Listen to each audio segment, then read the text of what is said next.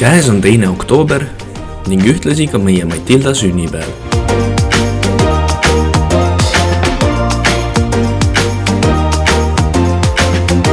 Eile varahommikul astusime Tallinnas lennuki peale, vahemaandusime Frankfurdis ning õhtupimeduses jõudsime lõpuks oma esimesse hotelli.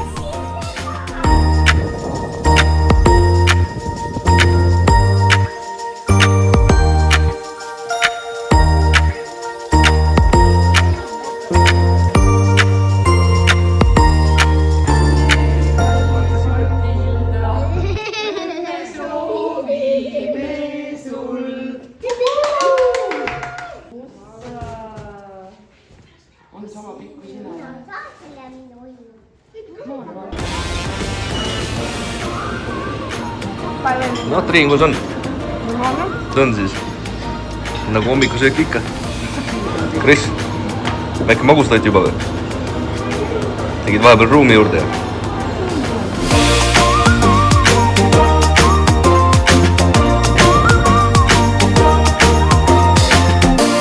Kõhud täis, lähme poistega tutvuma, mida meie esimene kõik hinnas hotell siis ka pakub.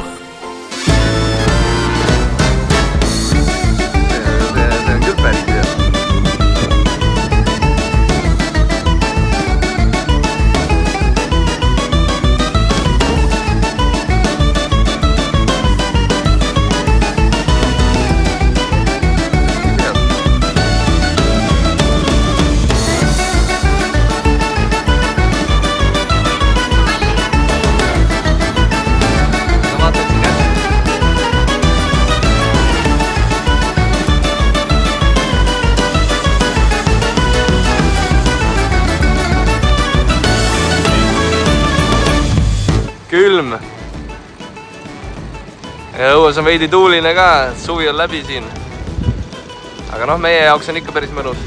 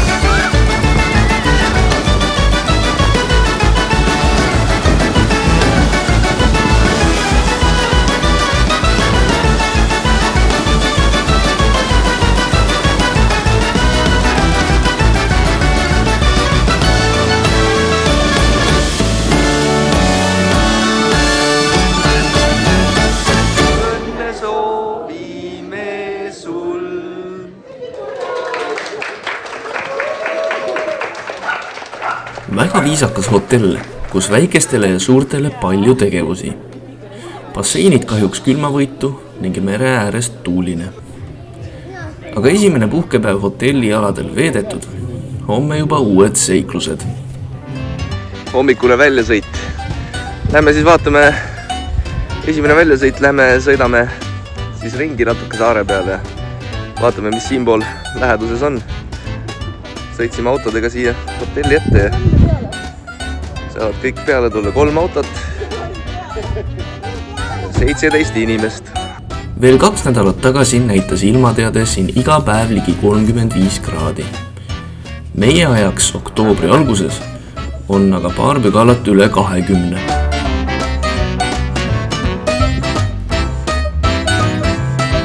Esimeseks peatuseks jäi meile tee peal ette Nurage Santu Antine. Nuraged on kivist ehitised ja neid on olemas ainult Sardiinias.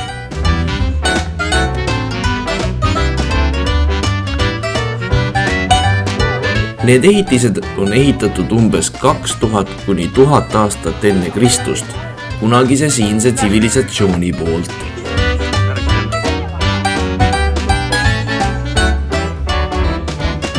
Nuragesid on Sardiinias kokku umbkaudu 8000. See siin aga on neist kõigist üks suurimaid.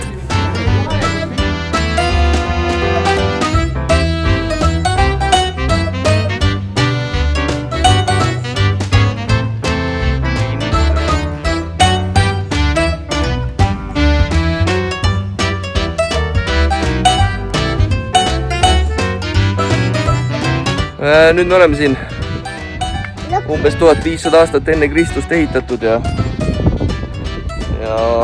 hunnik kive kokku aetud siia ja päris palju käike. Põnevam, kui ma arvasin isegi, väljaspoolt tundus seda nagu igavam isegi. Ja see on päris vana torn. See on ikka väga vana torn. Nüüd ootab meid tunnine autosõit Sardiinia läänerannikule. Siit peaksime juttude järgi leidma Neptuni koopa.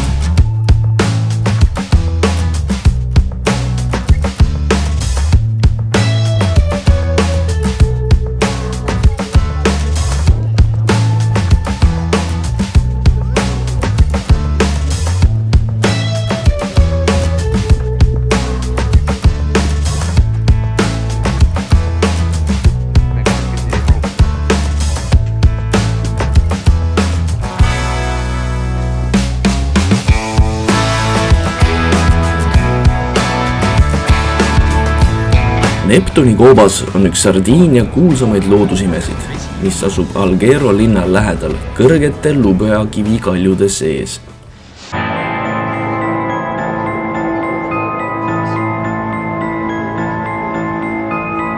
Tegemist on nii-öelda merekoopaga, kuhu pääseb ligi ka paadiga. Neptuni koopat teeb eriliseks ka suur maa-alune soolajärv.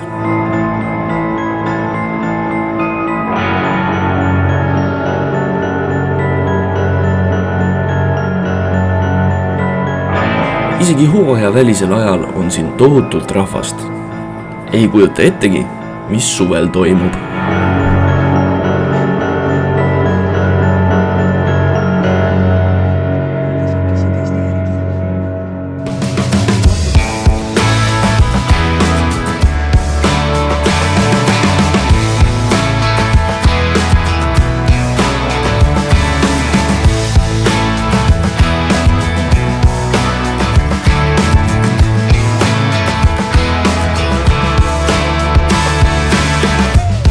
Mitu trepiastet siin on? 604 trepiastet. 604 astet ja sa tulid järjest ülesse kõik. Tubli poiss, Patsu. Kris, kuidas on? Astel tuleb niisama. Eli ja Matilda tulevad ka sealt. Matilda ka väga tubli, ei olegi Koplus. Täitsa uskumatu. Matilda! Jee! 604 trepiastet oli. Lugesin. Oleme jõudnud Castel Sardo linna siia mäe otsa ja otsime kõigepealt midagi süüa natukene. Sõitsime mööda mägiseid teid ja väga huvitav. Ilus. Ja Günther saab harjutada rendiautoga külgboksi tegema. 1,5 tundi autosõitu ning jõuame Castel Sardo linna. Castel Sardo on ajalooline rannikulinn, mis on tuntud oma keskaegse kindluse, kitsaste munakivitänavate ning värvikate majade poolest. Siin elab veidi alla 6000 inimese ning see linn on pälvinud ka teiste seas tiitli. Üks ilusamatest küladest Itaalias.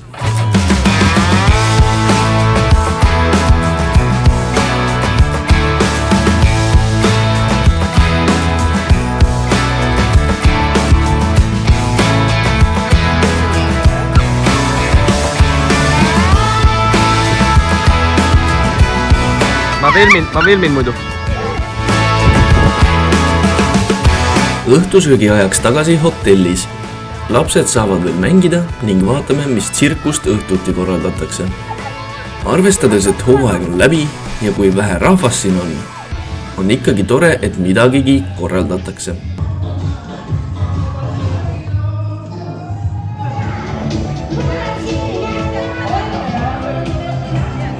Täna on meil viimane öö siin hotellis. Homme juba liigume edasi mööda põhjarannikut ja õhtuks jõuame teise hotellini. Sööme kõhud täis ning pakime kohvrid kokku, sest täna õhtuks peame jõudma saare idarannikul oma järgmisesse hotelli. Kuna otsetee on tavaliselt igav, võtame ette pikema tiiru mööda põhjarannikut. Sardiinia põhjarannikult käivad ka praamid Korsika saarele, kuid see teeks meie päeva liiga pikaks ja keeruliseks. Ahvatlev on aga küll. Esmalt sõidame tund aega, et jõuda Capo Testa poolsaarele.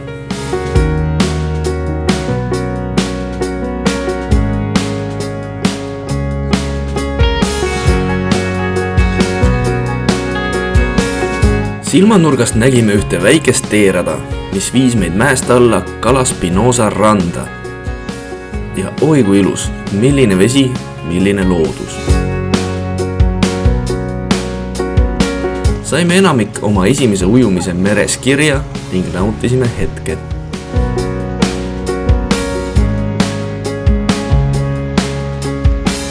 Tagant eemalt kaugel paistab Korsika, Prantsusmaa saar juba ja teise teen mul selja taha, ma ise tulen jalutan siit äärest natuke kaugemale, vaatan, mis siin mul on.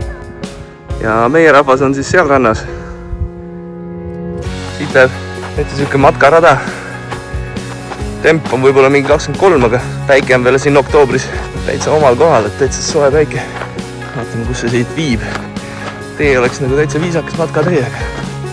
No, trussadega ma siin olen kivi otsas. Mingid inimesed on siin all ka kohe. Oi, seal on mägironijad. Päris lahe. Väga lahedad kivimoodustised.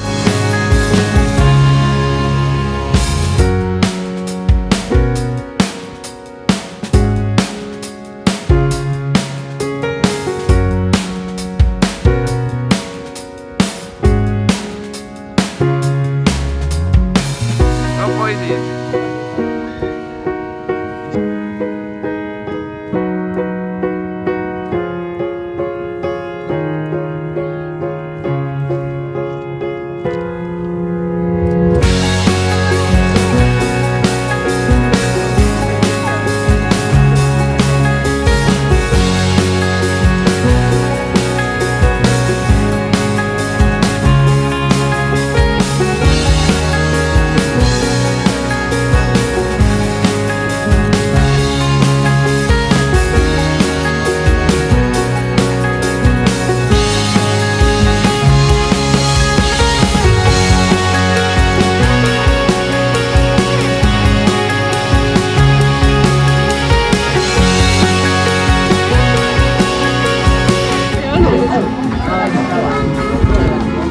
Näita pudelik ka.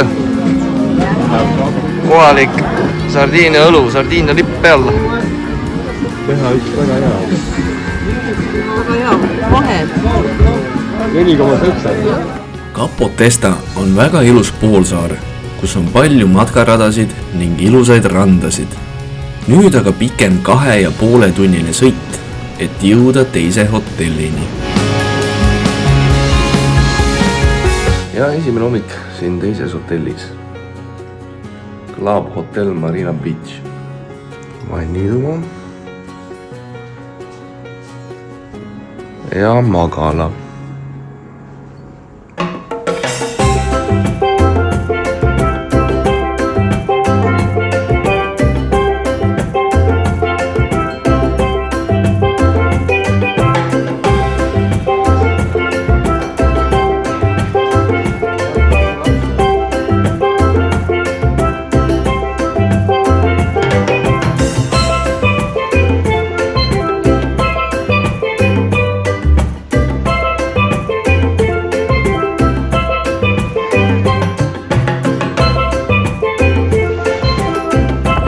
randa.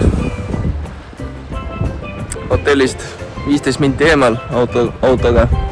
Ja laine on väike, lapsed said vees käia. Vesi oli, oktoobri kohta väga hea, ma ütleks.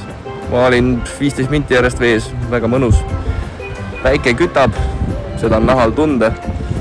Ja vesi on ilus sinine, kõik on tipp-top.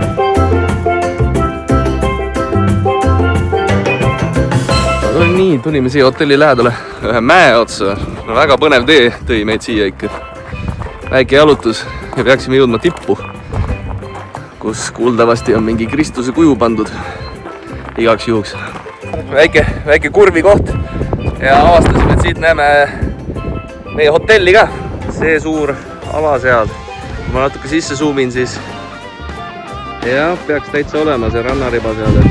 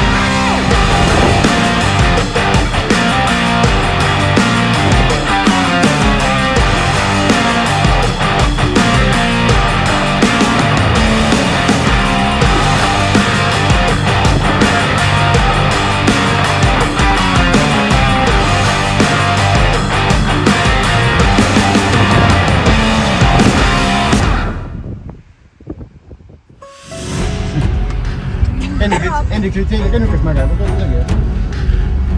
Hoian kinni. Issand, lähme vaata teed. No ma tean. Jah, kõik on nii aeglaselt. Siin pidavat olema Kalju ääretel sõiti või? Mina ka kannan. No ma räägin, et ma kannan. Ma tegelikult guugeldasin, ütlesin, et ei ole siuke sõit. Täna võtame ette taaskord vähe suurema ekskursiooni. Sõidame hotellist 1,5 tunni kaugusele mägedesse, kus oleme broneerinud omale Land Roveriga sõidu, mis viib meid matkaraja alguspunkti. Matkarajal ootab meid ees palav teekond Goropu kanjonini. Ei tea, kuidas lapsed selle teekonna küll üle elavad. Hoidke kinni!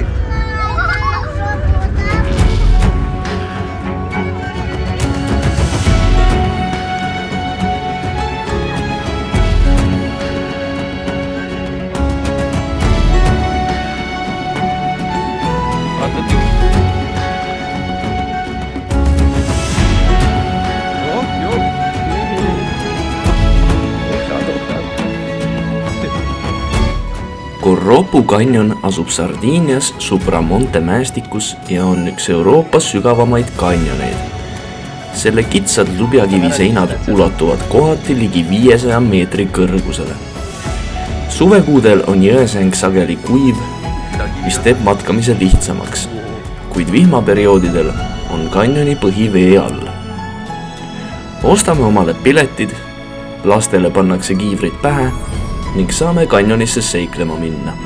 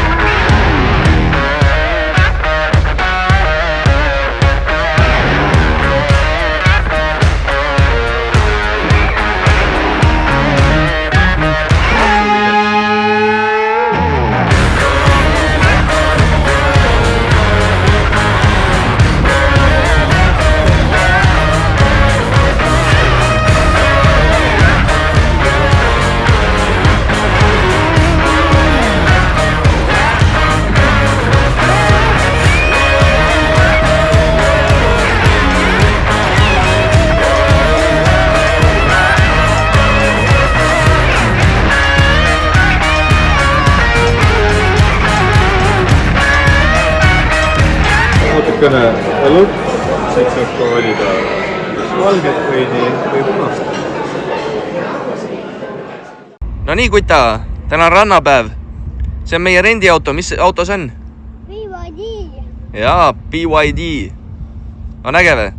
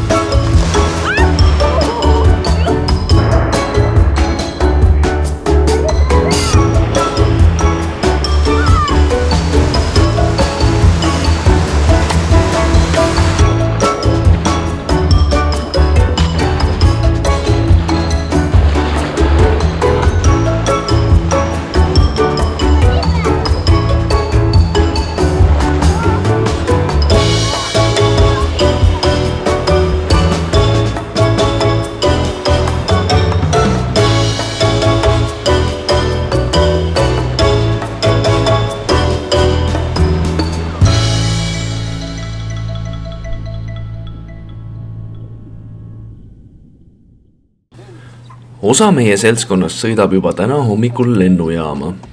Teisel osal on veel 2 päeva aega alles. Saadame sõbrad kenasti ära ja valmistume uuteks seiklusteks. Täna sõidame 1,5 tundi, et külastada Olbia linna.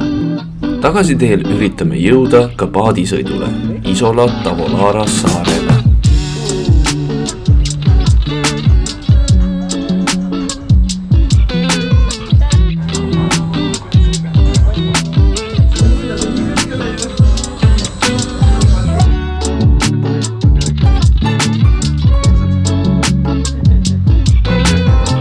Olbia on sadamalinn Kirde-Sardiinias. Siin elab umbes 60 000 inimest ning meie lennuk maandus siin.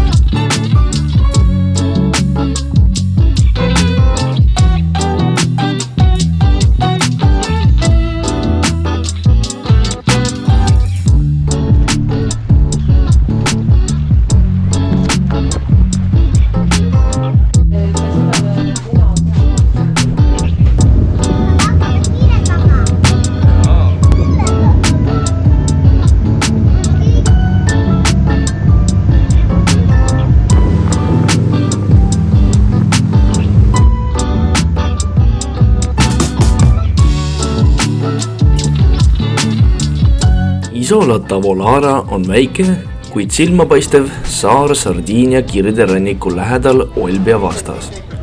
Saar on tuntud oma järskude kaljude, kristallselge mere ja rikkaliku mereelustiku poolest. Saar on kõigest 5 kilomeetrit pikk ja 1 kilomeeter lai, kuid kõrgeim punkt on see eest lausa 565 meetrit merest.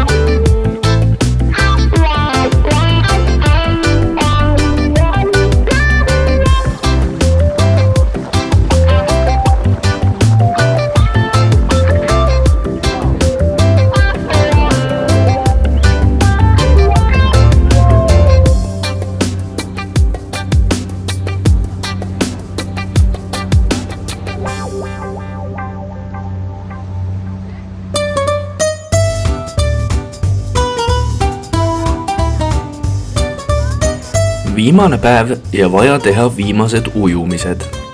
Järjekordne ilus rand meie hotelli lähedal. Võtame vabalt, naudime veel sooja ning õhtul sõidame korraks ka Kalakonone linna. Homme hommik juba lendamegi koju.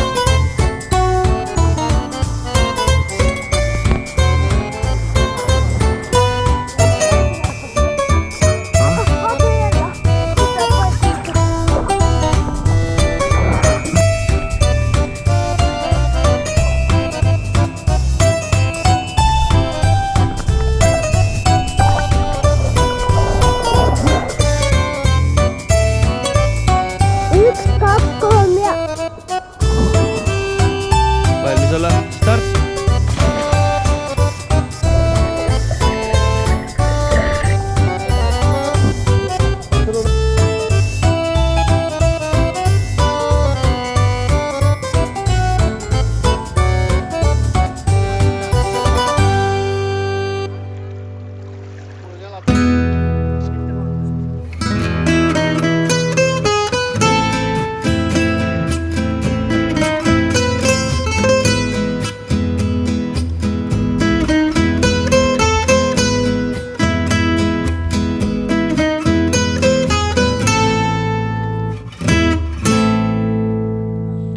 Tänud kõigile toredatele reisisellidele ja järgmiste kordadeni!